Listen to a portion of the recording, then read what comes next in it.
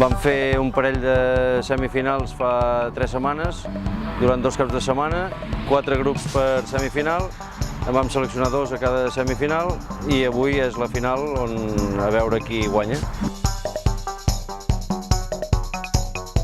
Nosaltres normalment el que busquem són artistes que, més enllà de poder agradar a la gent, o no, que al final és el principal,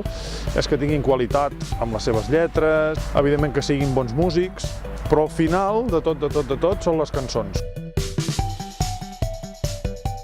El fet que s'hagi recuperat un projecte que ja fa molts anys que va intentar de tirar-se endavant, que ara s'hagi recuperat, que doni la possibilitat a joves músics del poble i del territori de gravar una maqueta, de tenir un escenari, és fantàstic.